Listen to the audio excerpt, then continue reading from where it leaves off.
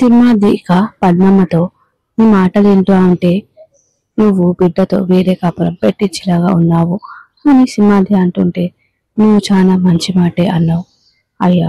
మన బిడ్డ బతుకు మంచిగా ఉండడానికి ఆ ఎల్లమ్మ తల్లి నీ నోటి నుంచి ఆ మాట అనిపించిందేమో. గిదే మాట ఆ సునందమ్మ దగ్గర అన్నావంటే ఎల్లమ్మ నాతో పలికించడం కాదు, ఆ సునందమ్మే నిప్పుల మీద పొర్లు దండలు పెట్టిస్తుంది అని సింహాద్రి అంటుంటే, ఇక పద్మమ్మ నువ్వు ఏమైనా అనుకోయ్యా, బిడ్డని అల్లుడు గారిని ప్రదర్శన చేయనీకి గుడితానికి రమ్మన్నా కదా, ఆ కార్యక్రమం అయిపోగానే అల్లుడితో నేను ఈ ముచ్చట చెప్తా అని అంటుంటే, ఇక సింహాద్రి నువ్వు ఈ ముచ్చట అల్లుడి దగ్గర చెప్తానంటే నేను గుడితానికి పోనీయనే అని అంటుంటే, గదేందయ్య ఆనంది నీ బిడ్డ కదా అని అంటుంటే, ఇక సింహాద్రి ఆనంది నాకు కూడా బిడ్డే కాబట్టి బిడ్డ మంచి కోరుకుంటున్నా, నీ లెక్క విడిపోవాలని కోరుకోవట్లే, కలిసి ఉంటే కష్టాలు తప్పవయ్యా అని అంటుంటే, గిసుంటి మాటలు నువ్వు మాట్లాడకే, ఆ ఇల్లమ్మ దగ్గర పూజ చేసినావు కదా, ఇప్పుడు మనం గుడిపోదామే అంటూ ఇక ఇద్దరు వెళ్ళిపోతూ ఉంటారు. ఇక ఇందుమతి పూర్ణిమ ఇంటి దగ్గరలో కార్ ఆపుతూ ఇక కార్ దిగి వెంటనే జీవనకి కాల్ చేస్తూ ఉంటుంది. జీవనకి కాల్ చేసి, ఆ అడ్రస్ కరెక్టే కదా, నేను ఆ వీధిలోనే ఉన్నాను, ఇంటి నెంబర్ కూడా కరెక్టేనా అని అంటుంటే, అడ్రస్ కూడా కరెక్టే, ఇంటి నెంబర్ కూడా కరెక్టే, నువ్వు కారు ఆ ఇంటి దగ్గర ఆపకు, కొంచెం దూరం ఆపు. ఏవే నువ్వు నాకు నేర్పుతున్నావా, ఇంటి దగ్గర కారు ఆపితే ప్రాబ్లం అని నాకు తెలియదా, ఏదో మాట వరుసకు చెప్పాను వినొచ్చు కదా అని అంటుంటే, ఇప్పుడు మనం ఉన్న సిచ్యువేషన్ లో మాట వరుసకు కూడా మాటలు అవసరమా అని అంటుంటే, నీకు దండం పెడతాను పెద్దమ్మా, ఇప్పుడు నాతో గొడవ పెట్టుకోకు, సరే కానీ ఇప్పుడు మనం ఏం చేస్తున్నామో చెప్పవే అని ఇందుమతి అంటుంటే, ఇక జీవన ఆపరేషన్ పూర్ణిమ అంటే ఆ పూర్ణిమ ఎవరో మనం ఛేదించాలి అని జీవన అంటుంటే, ఇక ఇందుమతి ఛేదించాలని నేను ఒక్కదాన్ని చేస్తే సరిపోదు, నువ్వు కూడా దాంట్లో చేతులు కలపాలి అని అంటుంటే, అయితే ఇప్పుడు నన్ను ఆ ఇంటికి రమ్మంటావా, నువ్వు 8వ నెలలోనే పుట్టాడని మీ నాన్న చెప్పాడులే, అప్పటి నుంచే ఇలా తయారయ్యావని అర్థమైంది, పెద్దమ్మ సెటైర్ వేయడం ఆపు, చెప్పిన పని చెయ్యి అని జీవన అంటుంటే, నేనే కాదే నువ్వు కూడా మొదలు పెట్టాలి, మరి నేనేం చేయాలి అని జీవన అంటుంటే, పూర్ణిమ దగ్గర ఏదో ఒక ఆధారం ఉంటుంది, మీ మామయ్య గారు కూడా ఏదో ఒకటి దాచి ఉంటారు కదా అని అంటుంటే, మా మామయ్య గారు అత్తయ్య గారికి తెలియకుండా ఒంటి మీద షర్టే దాచిపెట్టారు, ఇంకా వేరేదేం దాస్తారులే అని అంటుంటే, ఇలాంటి అమాయకపు మొగుళ్ళని పిల్లలకు తెలియకుండా దాస్తారు, అయితే ఇప్పుడు నన్ను ఏం చేయమంటావు, నువ్వు కూడా మీ మామయ్య గారి గదిలో ఏదో ఒకటి వెతుకు, ఖచ్చితంగా దొరుకుతుంది, మీ మామయ్య గారు అత్తయ్య గారు ఇంట్లో ఉన్నారా అని ఇందుమతి అడుగుతుంటే, వాళ్ళు ఇంట్లో లేనట్టున్నారు, ఇంతకంటే మంచి అవకాశం మనకు దొరకదే, నువ్వు అక్కడ చక్కబెట్టు, నేను ఇక్కడ చక్కబెడతాను, సరే పెద్దమ్మ నేను ఉంటాను అని చెప్పి ఇక కాల్ కట్ చేస్తూ ఉంటుంది. ఇక జీవన మెల్లిగా శశికాంత్ గదిలోకి వెళ్ళి వెంటనే లోపలికి వెళ్ళి డోర్ వేసుకుంటూ ఉంటుంది. ఇక గడియ పెట్టుకొని కబోర్డ్ దగ్గరికి వెళ్తూ ఉంటుంది. ఇక ఇక్కడ ఇందుమతి డోర్ కొడుతూ ఉంటుంది. ఇక పూర్ణిమ డోర్ తీయగానే, ఎవరండి మీరు అని చెప్పి అడుగుతూ ఉంటే, నా పేరుతో నీకు పని ముందులే కానీ నేను మీతో మాట్లాడడానికి వచ్చాను, లోపలికి రావచ్చా అని ఇందుమతి అంటుంటే, మీరు ఎవరో ఏంటో తెలియదు, లోపలికి ఎలా రాణిస్తాను, చైత్ర మీ కూతురే కదా, అవునండి, మీ కూతురు ఎవరిని ప్రేమించిందో మీకు తెలియదా అని ఇందుమతి అంటుంటే, అదేంటండి గుమ్మం బయటే ఇలా మాట్లాడుతున్నారు, ఎవరైనా వింటే ఏమనుకుంటారు, లోపలికి రండి అని పూర్ణిమ అంటుంటే, అందుకే నేను ముందే చెప్పాను లోపలికి వస్తానని చెప్పి, మీరు అబ్బాయి తాలూకా అని పూర్ణిమ అంటుంటే, నేను అబ్బాయి వాళ్ళ నానమ్మని అనగానే పూర్ణిమ షాక్ అయి, నేను ఆ అబ్బాయిని మా ఇంటికి రావద్దని చెప్పాను, దయచేసి మీరెవరు మా ఇంటికి రావద్దు అని అంటుంటే, నన్ను లోపలికి రానిస్తావా లేదంటే ఇలానే బయటనే పంచాయతీ పెడతావా, నేను అందరినీ పిలిచి గోలగోల చేస్తాను అని అంటుంటే, ఏమొద్దు మీరు లోపలికి రండి అని చెప్పి ఇక పూర్ణిమ లోపలికి తీసుకెళ్తూ ఉంటుంది. ఇక జీవన కబోర్డ్ లో అంతా వెతుకుతూ ఉంటుంది. ఇక ఇందుమతి లోపలికి వచ్చి, చైత్రని పిలుస్తావా అని అడుగుతుంటే, మా అమ్మాయి ఇంట్లో లేదండి, కూరగాయలు తేవడానికి వెళ్ళింది, మా శ్రీతన్ గురించి మీకు తెలుసా అని ఇందుమతి అంటుంటే, నాకు ఆ అబ్బాయి గురించి తెలుసుకోవాల్సిన అవసరం ఏముందండి? మా అమ్మాయి ఆ అబ్బాయిని ప్రేమించడం నాకు అసలు ఇష్టం లేదు. నేను ఆ అబ్బాయిని ఇంటికి రావద్దని చెప్పాను. మీ మనవడికి మీరు కూడా చెప్పండి అని పూర్ణిమ అంటుంటే అప్పుడు ఇందుమతి ఈ ప్రేమ ఉంది చూశారు, అది బాగా నమిలేసిన బబుల్ గమ్ చెప్పుకో అంటుకోవడం లాంటిది. అంటుకోవడం అంటే సులువుగా అంటుకుంటుంది కానీ కానీ ఎంత లాగినా అంత తేలిక రాదు అని చెప్పి అంటూ ఉంటే ఇక పూర్ణిమ ఈ మనవడు నాకు అలానే తయారయ్యాడు అని అంటుంటే ఆడపిల్ల తల్లివని భయంగా ఉంటావనుకున్నాను, కానీ బానే మాట్లాడుతున్నావే. ఏం మాట్లాడుతున్నారండి? భయంతో సస్తుంటే అని పూర్ణిమ అంటుంటే నేను నిన్ను బెదిరించడానికి రాలేదు, నువ్వు భయపడడానికి, నేను మీతో మాట్లాడడానికి వచ్చాను. సరే మాట్లాడండి. మీ ఇంటి వచ్చిన వాళ్ళకి మీరు మర్యాద కూడా చేయరా? మీలాంటి వాళ్ళకి చేసేంత స్థాయి మాకు లేదు. పర్వాలేదు, కాఫీ అయినా తీసుకురండి, తాగేసి మాట్లాడతాను అని చెప్పి అనగానే సరే కూర్చోండి, కాఫీ తీసుకొస్తానని చెప్పి ఇక పూర్ణిమ లోపలికి వెళ్తూ ఉంటుంది. ఇక ఇందుమతి మనసులో నిన్ను కాఫీ తెమ్మని పంపించింది నా పని నేను చక్కబెట్టుకోవడానికి అని చెప్పి మెల్లిగా సెల్ఫుల్లో అంతా అటు ఇటు వెతుకుతూ ఉంటుంది. ఇక ఇక్కడ జీవన కూడా కబోర్డ్ మొత్తం వెతుకుతూ ఉంటుంది. ఈ పూర్ణిమకి మామయ్య గారికి ఏదో సంబంధం ఉంది అని చెప్పి ఇక జీవన అంతా వెతుకుతూ ఉంటుంది. ఇక ఇందుమతి వెంటనే పక్కనే ఉన్న సూట్ కేస్ ని మెల్లిగా ఓపెన్ చేసి అందులో వెతుకుతూ ఉంటుంది. ఇక అందులో ఇందుమతికి ఫోటో కనిపిస్తూ ఉంటుంది. ఇక ఇక్కడ జీవన కూడా ఒక డైరీ దొరుకుతుంది. ఇదేంటి పర్సనల్ డైరీ లా ఉంది అని చెప్పి ఓపెన్ చేయబోతుంటే అందులోంచి ఫోటో కింద పడిపోతూ ఉంటుంది. ఏంటి ఫోటో అని చెప్పి తీసి చూస్తూ ఉంటుంది. ఇక అప్పుడే ఇందుమతి ఫోటో ఏందా అని చూసేలోపు అందులో శశికాంత్ పూర్ణిమ దిగిన పెళ్లి ఫోటో. అది చూసి ఇందుమతి ఒక్కసారిగా షాక్ అయి అలానే చూస్తూ ఉంటుంది. ఇక ఇక్కడ ఫోటో తీసి జీవన కూడా చూస్తూ ఉండగానే అందులో ఉన్న ఇద్దరు ఫోటో చూసి జీవన కూడా షాక్ అయి అలానే చూస్తూ ఉంటుంది. ఇక మనసులో అంటే ఈ పూర్ణిమ మామయ్య గారి భార్యనా అని చెప్పి అలానే అనుకుంటూ ఉంటుంది. ఇక ఇక్కడ ఇందుమతి కూడా ఈ పూర్ణిమ శశికాంత్ గారి భార్యనా అని చెప్పి తను కూడా అనుకుంటూ ఉంటుంది. ఇక వెంటనే యథావిధిగా ఎలా ఉన్న బట్టలు అలా పెట్టేస్తూ ఉంటుంది గబగబా.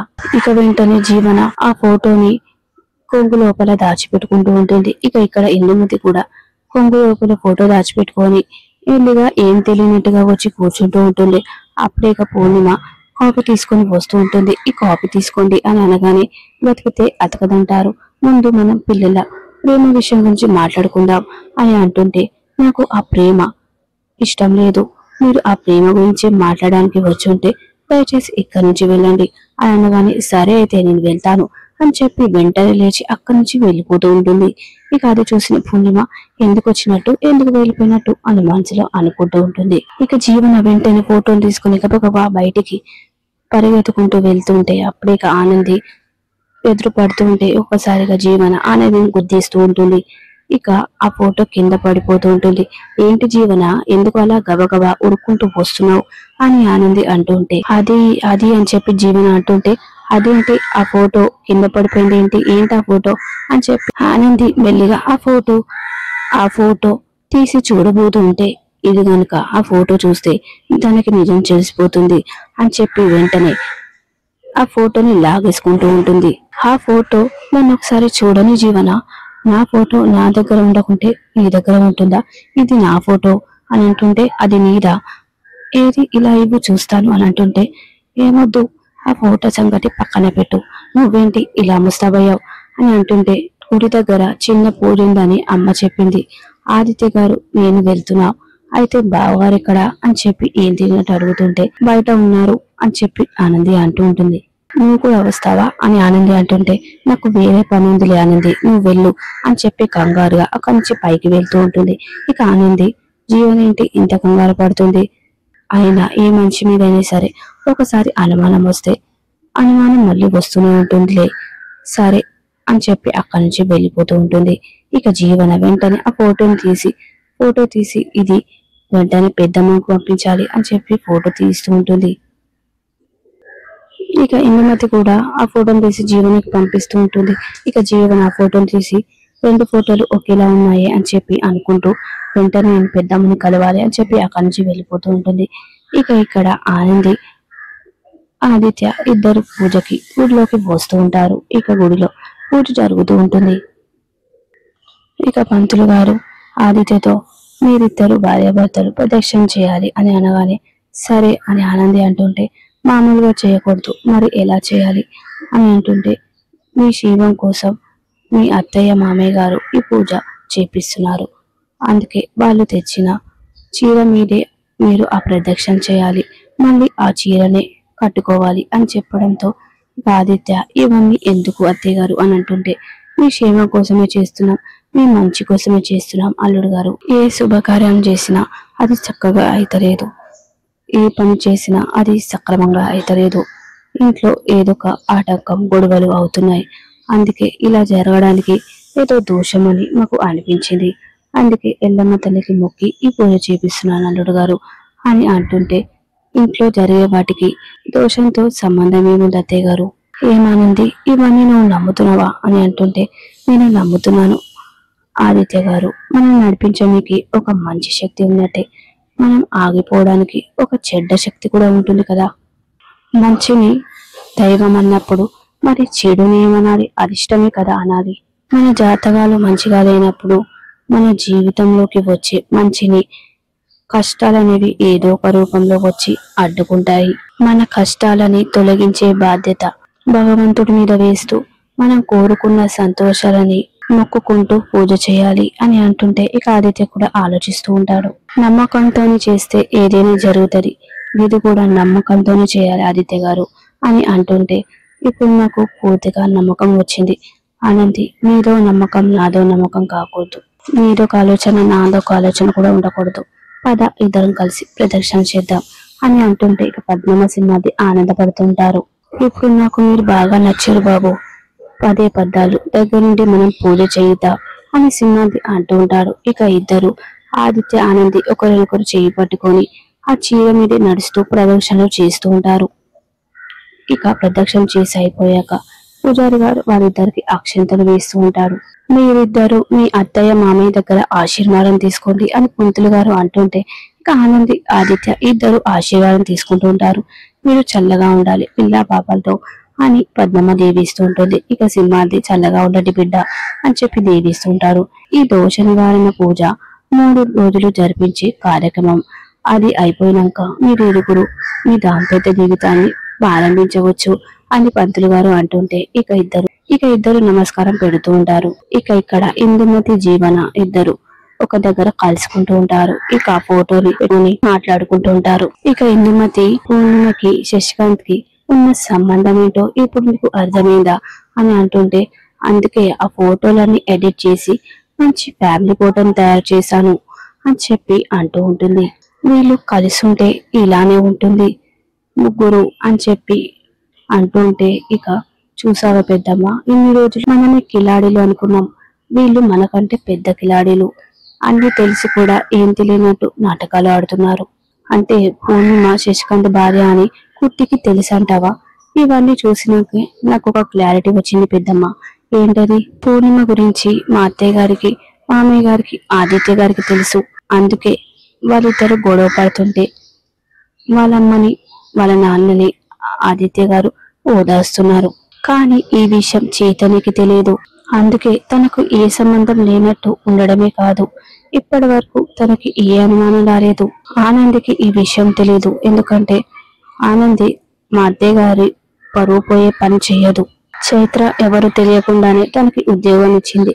చైత్ర ఎవరు తెలియకుండానే తనకి బర్త్డేకి ఇన్వైట్ చేసింది. నా అనుమానం కరెక్ట్ అయితే పూర్ణిమం కూడా ఆనంది మొదట్లో తెలియకపోవచ్చు. ఆ తర్వాత తెలిసిన తర్వాత తను సైలెంట్ గా ఉండుందేమో. ఎప్పుడు అంటే బర్త్డే ఫంక్షన్ లో తను వచ్చింది చూడు అప్పుడు అని అంటుంటే ఇక ఇందుమతి అలానే చూస్తుంటుంది.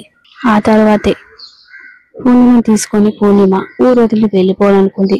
అప్పుడే చైత్ర జాబ్ రిజైన్ చేసింది అని చెప్తూ ఉంటే నువ్వన్నది నిజమేనే అని ఇందుమతి అంటూ ఉంటుంది. వాళ్ళు దొంగతనం కేసులో అరెస్ట్ కాకుండా ఉండుంటే ఈ పాటికి వాళ్ళు ఊరు వదిలి వెళ్ళిపోయేవారు. అవును, సీతన్ పూర్ణిమని ఎలా ప్రేమించాడు, నువ్వు కూడా ఆఫీస్ లో ఉండేదానివే కదా అని అంటుంటే నేను 2-3 సార్లు వాళ్ళని చూశాను, తిట్టాను కూడా అని చెప్తూ ఉంటుంది. ఇక ప్రోమోలో పద్మమ్మ సింహాద్రి ఇద్దరు కలిసి చీర గాజులు ఆనందికి ఇస్తూ ఉంటారు. ఇది పూజ చేసి 3 రాత్రులు నువ్వు కట్టుకోవాలి, అలానే పండుకోవాలి అని అంటుంటే ఇక జీవన అలానే చూస్తూ ఉంటుంది. 3 దినాలు ఈ చీరని కట్టుకోవాలి, క్రమం తప్పకూడదు, తప్పిందంటే ఫలితం ఉండదు. ఇదంతా విన్న జీవన, నేను తప్పిస్తాను కదా, వీళ్ళిద్దరూ సంతోషంగా ఉండకూడదు.